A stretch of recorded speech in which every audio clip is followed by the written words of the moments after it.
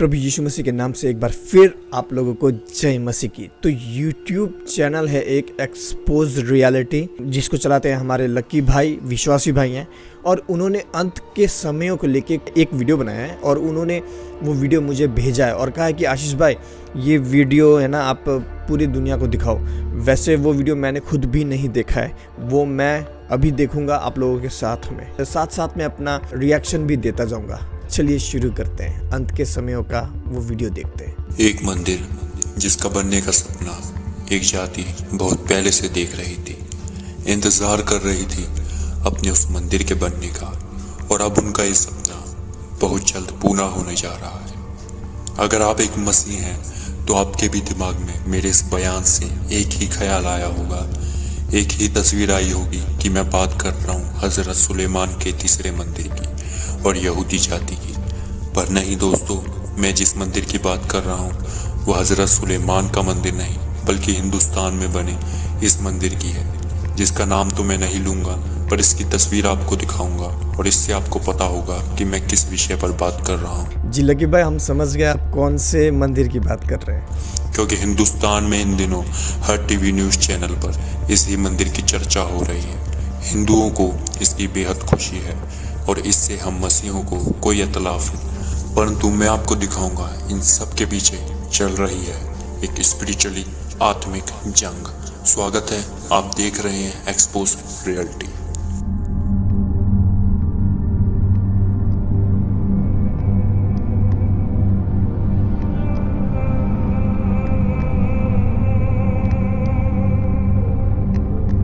मानना पड़ेगा video editing में बहुत मेहनत की है भाई ने। तो आप आ गए हैं फिर से उसी चैनल पर जिसका मकसद है आपको वो बताना जो इस दुनिया में चल रहा है, मगर खुफिया तरीके से। आज मैं बात करूंगा इस मंदिर की। मैं आपको बता दूं कि ये कोई एक्सपोज वीडियो नहीं है, ना ही मेरा इस मंदिर से, ना ही हिंदुओं से कोई गिला है। आप ध्यान से सुनिए कि मैं क्या बताना चाहता हूँ। यह एक मसीही वीडियो है और हर मसीह को यह पता होना चाहिए कि ये साल 2024 स्पिरिचुअली आत्मिक जंग शुरू हो चुकी है, क्योंकि ये अंत के दिन है और इसमें हमें चाहिए कि हम जागरूक और सतर्क रहें ताकि शैतान हमें नाश ना कर सके। शैतान इन दिनों पॉलिटिशियंस को अपने लिए इस्तेमाल कर रहा है। बिल्कुल सही। और जो एंटी क्राइस्ट होगा ना 666 666, वो भी पॉलिटिशियन ही होगा। और बहुत कम लोग हैं जो इस चीज को देख पा रहे हैं। लकी भाई ने ये बिल्कुल सही कहा कि बहुत कम लोग हैं इस चीज को देख पा रहे हैं। क्यों? क्योंकि बहुत से लोग मसीही लोग कहते हैं, अपने आप को मसीही कहते हैं, लेकिन ये सारे मसीही खाली पैसों के पीछे, मिरेकल मनी के पीछे भाग रहे हैं और दुनिया में क्या चल रहा है ये नहीं देख पा रहे। अंधभक्त मसीहत में भी है। पॉलिटिशियंस इन्हीं आत्माओं के बदौलत ये सब कर रहे हैं। बात सिर्फ इस मंदिर की नहीं, इस मंदिर को बनाने से जो लोगों में स्पिरिचुअली बूस्ट आया है वो पहले कभी देखने को नहीं मिला हिंदुस्तान में। आप आज के समय में देखोगे तो अब चमत्कार सिर्फ चर्चेस में ही नहीं, बल्कि इस हिंदू धर्म में भी आ गए हैं। इस हिंदू धर्म में भी अब चमत्कार और भविष्यवाणियां होने लगी। यहाँ पर मैं एक चीज जोड़ना चाहूँगा, जो भाई ने यहाँ पर कहा कि हिंदू धर्म में भी चमत्कार और भविष्यवाणियाँ होने लगी है। जी ये बिल्कुल सच है कि हिंदू धर्म में भी अभी लोग भविष्यवाणियाँ कर रहे हैं, ऐसे बाबा आ गए। लेकिन एक बात हमें जानना बहुत ज़रूरी है, हम मसीह लोगों को बहुत इंपॉर्टेंट है, क्योंकि ये एक चीज़ के वजह से कहीं आप नर्क ना चले जाएं।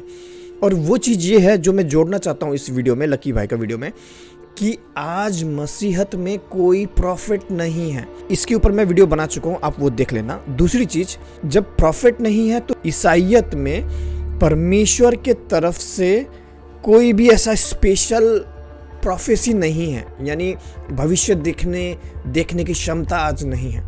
तो फिर ये प्रॉफिट लोग कैसे देख रहे हैं? ये बजेंद्र वगैरह, अंकुर नारुला वगैरह, ये लोग ऐसे देख रहे हैं। ये लोग भी, इनको ऐसा लगता है कि ये परमेश्वर की तरफ से, लेकिन ये परमेश्वर की तरफ से नहीं है। अब मैं कैसे बोल सकता हूँ कि ये परमेश्वर की तरफ से? आज मसीहत में भी भविष्यवाणियाँ नहीं है। मैं कैसे कह सकता हूँ ये परमेश्वर की तरफ से नहीं है, ये शैतान की तरफ से है? मैं ऐसे कह सकता हूँ क्योंकि बाइबल मना करता है भविष्यवाणी करने के लिए, यानी भविष्य दिखाने के लिए। अगर आपको विश्वास नहीं, तो अगर आप व्यवस्था विवरण 18:10 से लेकर 12वां वचन मैं पढ़ देता हूँ, जरा गौर कीजिए, क्योंकि ये एक चीज की वजह से कहीं आप नर्क ना चले जाएं। देखिए व्यवस्था विवरण 18:10, ध्यान दीजिए, तुम में कोई ऐसा ना हो जो अपने बेटे व बेटी को आग में होम करके चढ़ाने वाला।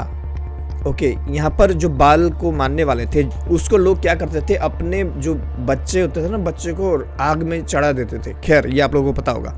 अब यहाँ पर गौर कीजिए, वह भावी कहने वाला, या तुम में से ऐसा कोई ना हो, या भावी कहने वाला यानी भविष्यवाणी करने वाला। अभी आप लोग जाते हो ना कि प्रॉफिट जी हमारा भविष्य दिखा दो, हमारे बारे में कर दो, भविष्यवाणी कर दो। जो आप लोग ऐसा जाते हो ना, तो बाइबल मना करता है भविष्यवाणी कर कहने वाला भी ना हो, वह शुभ अशुभ मुहूर्तों का मानने वाला, वह टोना, वह तांत्रिकों के पास जाने वाला भी ना हो, वह बाजीगर होता है ना, कुछ ऐसा कुछ चक्कू वक्कू फेंक के ऐसा बाजीगर करते, कहीं दुर्घटना होके मर जाए ना। वह ओझों से पूछने वाला, कुछ मसीह लोग मैंने खुद देखे अपने लाइफ में, ऐसे भी होते हैं कि खुद को मसीह कहते हैं लेकिन जाते हैं ओझों के पास झाड़ने के लिए, ये पीलिया झाड़ने के लिए, क्या झाड़ने के लिए जाते हैं। ओके, तो ओझों के पास जाने वाला भी नहीं। वह भूत साधने वालों के पास नहीं जाना है, या वैसा भी नहीं होना है। वह भूतों का जानने वाला हो, या भूतों का जानने वाला। ओके, क्योंकि जितने ऐसे काम करते हैं वे सब यहोवा के सम्मुख, यानी भविष्यवाणी करने वाला। और भविष्यवाणी आप लोग जाते हो हाथ दिखाने, या तो प्रॉफिट से हमारे बारे में भविष्यवाणी कर दो। आप लोग जो जाते हो, अभी ध्यान दीजिए, सब यहोवा के सम्मुख घृणित काम है। और आप लोग स्वर्ग नहीं जाने वाले। जो भविष्यवाणी करने जाते हो प्रॉफिट के पास, बजिंदर के पास, अंकुर के पास, मेरा भविष्यवाणी कर दो, ये सब यहोवा के सम्मुख घृणित काम है। आप सब लोग, मैं डायरेक्ट बोलता हूँ, नर्क जाओगे। और इन्हीं घृणित कामों के कारण तेरा परमेश्वर यहोवा उनको तेरे सम्मुख से निकालने पर है। ये एक्चुअली इजराइलियों को कहा था परमेश्वर, लेकिन हमें ये नहीं भूलना है कि ये सारे काम अभी भी परमेश्वर के नज़र में घृणित काम है। भविष्यवाणी कर दो प्रॉफिट जी हमारे लिए बोल के आप लोग जो जाते हो, या फिर जो भविष्यवाणी करते हैं, ये सब काम यहोवा यानी परमेश्वर के नज़र में घृणित काम है। तो यहाँ पर जो भाई कह रहे हैं हिंदू धर्म में भी ऐसा हो रहा है ना, तो केवल हिंदू धर्म में नहीं, क्रिश्चियन जो विश्वास है, क्रिश्चियन विश्वास में भी ये चीज़ हो रही है कि लोग भविष्यवाणी कर रहे हैं और लोग अपना भविष्यवाणी करवा रहे हैं। प्रॉफिट जी हमारे बारे में कुछ भविष्यवाणी कर दो, ये सब घृणित काम है। और वो कैसे? ये सब चमत्कार वो सब आत्मा कर रही हैं जो खुदा के खिलाफ है। और जो मसीह है सिर्फ चमत्कार को देखकर मसीह है, वो इन दिनों सतर्क हो जाए, क्योंकि चिन्ह और चमत्कार करने वाली आत्माएं आ चुकी हैं अब इस धर्म में भी। देखिए पहला वचन, पहला तीमुथियुस उसका 4 अध्याय। परंतु आत्मा स्पष्टता से कहता है कि आने वाले समयों में कितने लोग भरमाने वाली आत्माओं और दुष्ट आत्माओं की शिक्षा पर मन लगाकर विश्वास से बहक जाएंगे। तो लक्की भाई को बहुत बहुत शुक्रिया ये वचन कोट करने के लिए। जरा गौर कीजिए एक बार इस वचन पे, गौर कीजिए, वचन की गहराइयों को समझो। क्या बोल रहा है ये वचन? मैं फिर से पढ़ता हूँ। परंतु आत्मा सत्यता से कहता है कि आने वाले समयों में कितने लोग भरमाने वाली आत्माओं और दुष्ट आत्माओं की शिक्षाओं पर मन लगाकर विश्वास से बहक जाएंगे। यहाँ पर गौर करने वाली बात यह है, इस वचन की गहराई जरा समझो। किसी हिंदू ने प्रभु यीशु मसीह में विश्वास किया है? नहीं। क्या किसी मुस्लिम ने सही यीशु मसीह पे विश्वास किया है? नहीं। उनका यीशु मसीह अलग है, वो अलग टॉपिक है। क्या किसी बुद्धिस्ट ने यीशु मसीह पे विश्वास किया है? नहीं। उनका बुद्धा उनका भगवान है। तो यहाँ पर किसके बारे में ये वचन बोल रहा है? ये वचन किसके बारे में बात कर रहा है? ये वचन विश्वासियों के बारे में बात कर रहा है कि जो विश्वासी हैं वो दुष्ट आत्माओं की शिक्षाओं पर मन लगाकर विश्वास से भटक जाएंगे। तो जितने भी लोग हैं, इस वचन की गहराई समझो, तो जितने भी लोग हैं आज के समय में जो बजिंदर के पास जाते हैं भविष्यवाणी करवाने, जैसा दुष्ट आत्मा के समय में होता था, बाल के समय में होता था, जितने भी लोग भविष्यवाणी करवाने जाते हैं या वो लोग जो भविष्यवाणी करते हैं, आज तुम्हारे घर में ऐसा समय आत्मा मुझे बता रहा है, ऐसा ऐसा जो भी बोलता है वो माइक में, वो सारे की सारी दुष्ट आत्माओं की शिक्षा है। और ये जो वचन है ना, ये किसी अन्य जाति के बारे में बात नहीं कर रहा है, जो लोग यीशु मसीह को नहीं जानते उनके बारे में बात नहीं कर रहा है। ये वचन विश्वासियों के बारे में बात कर रहा है कि विश्वासी लोग भटक जाएंगे विश्वास से। कैसे? यही सब चीज़ों से, चिन्ह चमत्कार और ये तुम्हारे घर, तुम्हारे बैंक, मिरेकल मनी, ये वो, हाँ, तो 1 करोड़ तुम्हें हीलिंग, तुम्हारे घर में मैं आत्मा में देख रहा हूँ, तुम 1 करोड़ की मालकिन होने वाले हो, एक औरत को बोल रहा था बजिंदर। ये प्रभु यीशु की शिक्षा नहीं है। और जैसे इससे आगे वाला वचन हमने देखा ना कि ये सारे काम घृणित काम है, तो अभी ये वचन स्पष्ट करता है उस वचन को जो हमने पढ़ा व्यवस्था विवरण में। तो ये विश्वासी लोगों के बारे में बात कर रहा है ये वचन, विश्वास से भटक जाएंगे। हिंदू लोग प्रभु यीशु में विश्वास नहीं करते। देखिए, मुंह से तो बोलते हैं, वो बात अलग है, खैर छोड़ो। तो समझो इस बात को, अभी के समय में कोई भी प्रॉफिट नहीं है, और जितने भी लोग ये भविष्यवाणी करते हैं, अपने आप को प्रॉफिट बोलते हैं, ये सारी दुष्ट आत्माओं की शिक्षा है, प्रभु परमेश्वर की नहीं। क्योंकि परमेश्वर के नजर में तो ये सारे काम घृणित हैं। हमने पढ़ा व्यवस्था विवरण में अभी नियम है, भारत का 1/3 लोग भारत हिंदू राष्ट्र की मांग करेगा, मस्तक पर तिलक लगाएगा तो संविधान में सुधार होगा। जरा 1 मिनट,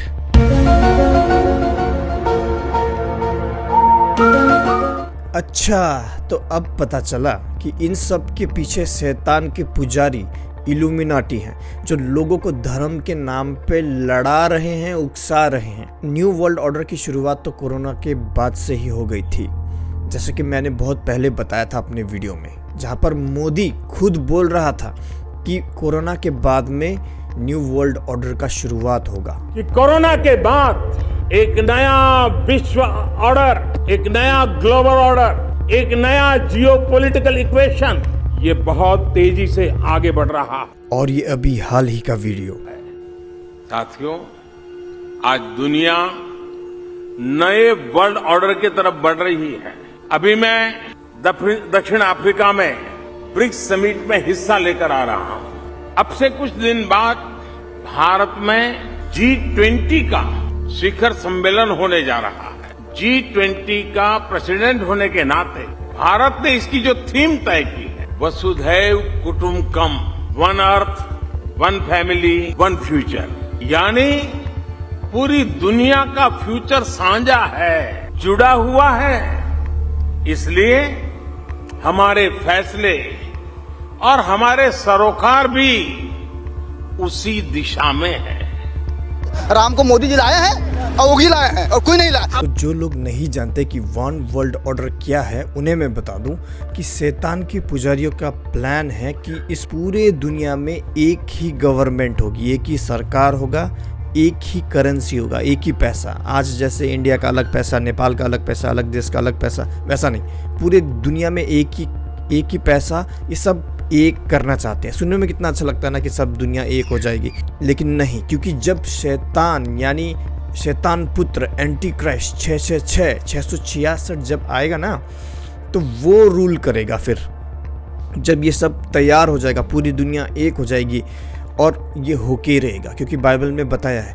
और जब ये होगा तो पूरी दुनिया जब एक हो जाएगी ना, तब वो जो एंटी क्राइस्ट होगा 666, वो पूरी दुनिया पर राज करेगा। वन वर्ल्ड ऑर्डर का मतलब यही है। और शैतान के पुजारी जोरों खरोश से तैयारी कर रहे हैं। और मुझे इस बात से बिल्कुल हैरानी नहीं है कि आज ये लोग धर्म को धर्म से लड़ा रहे हैं, हिंदू को मुस्लिम से लड़ा रहे हैं। राम मंदिर बनाना तो ठीक है, लेकिन उससे पहले जो बाबरी मस्जिद गिराई गई थी, हटाई गई थी, इसके लिए बाला साहेब ठाकरे जी का हम बहुत बहुत धन्यवाद करते हैं। इजराइल और जो कुछ भी अभी लड़ाई वगैरह चल रहा है, ये सब इनका प्लान का एक हिस्सा है। ये दुनिया में पहले तो तबाही लेके आएंगे, लड़ाई लगाएंगे एक दूसरे से, फिर जब एंटी क्राइस्ट आएगा ना, वो बहुत जल्द आने वाला है 666, और जब वो आएगा तो वो क्या करेगा, इन सबको शांत कर देगा एकदम से। 3.5 साल पूरा लड़ाई झगड़ा शांत, पूरी दुनिया में शांति कायम कर देगा। फिर वो अपना असली चेहरा दिखाएगा, अपने आप को परमेश्वर घोषित कर देगा।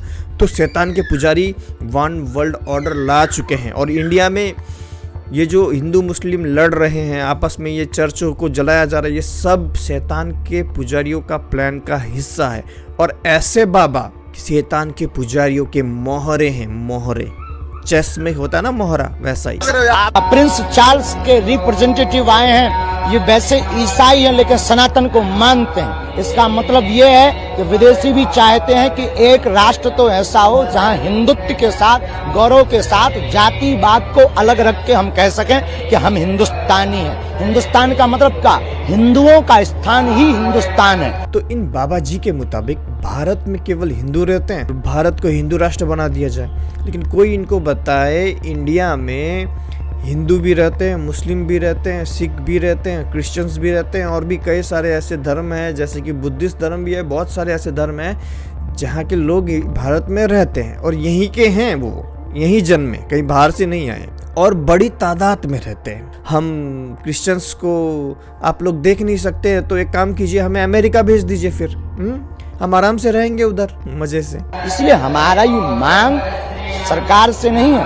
अपने इष्ट से और संतों के चरणों से प्रार्थना है, और कोई अगर सपोर्ट करता है तो स्वागतम। जो राम को लाए हैं हम उनको फिर से लाएंगे। कुछ सालों से भारत में हिंदू राष्ट्र की मांग बढ़ती जा रही है। वैसे तो हिंदू राष्ट्र के बारे में बातें बहुत सालों से, बहुत दशकों से की जा रही थी, लेकिन पिछले कुछ सालों में इसकी मांग कुछ और लोग करने लगे हैं, संस्थाएं भी करने लगी हैं।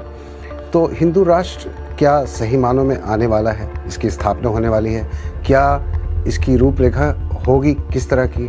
इसमें माइनॉरिटीज़ के राइट्स कैसे होंगे? क्या संविधान का क्या होगा फिर? तो इन सब मुद्दों पर रोशनी डालने के लिए आज हमारे उत्तर प्रदेश के मुख्यमंत्री योगी आदित्यनाथ ने कहा है कि भारत हिंदू राष्ट्र था, हिंदू राष्ट्र है और हिंदू राष्ट्र रहेगा। नमस्कार। क्या यूनिफॉर्म सिविल कोड यानी कि यूसीसी लागू होने के बाद भारत हिंदू राष्ट्र घोषित होगा? क्या कांग्रेस भी अब हिंदू राष्ट्र के समर्थन में? और पिछले 24 घंटे में हिंदू राष्ट्र को लेकर तमाम हेडलाइंस बनी, कई बयान सामने आए, भारत को हिंदू राष्ट्र बनाने के नए नए दावे किए गए। चुनाव जब भी करीब आता है यही होता है, हर चुनाव में नया नारा गढ़ लिया जाता है, कभी राम राज्य तो कभी हिंदू राष्ट्र। लेकिन ये नारा कौन दे रहा है? क्या ये बयानबाजी पॉलिटिकल है या फिर हिंदू राष्ट्र की बात सिर्फ साधु संतों का ख्वाब है?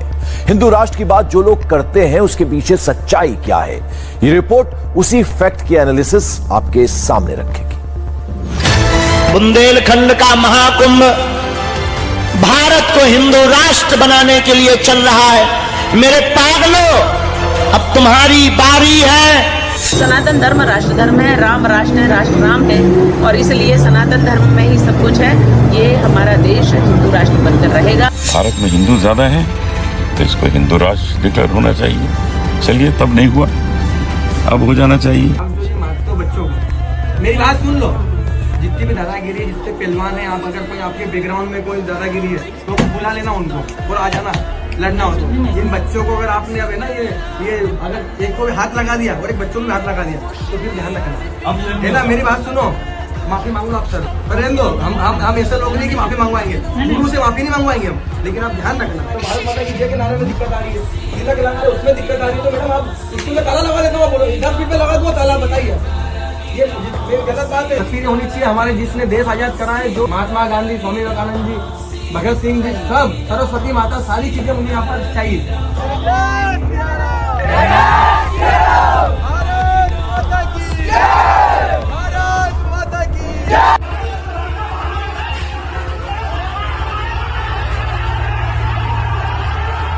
A mob of angry people attacking a church, striking police and destroying a statue of the Virgin Mary.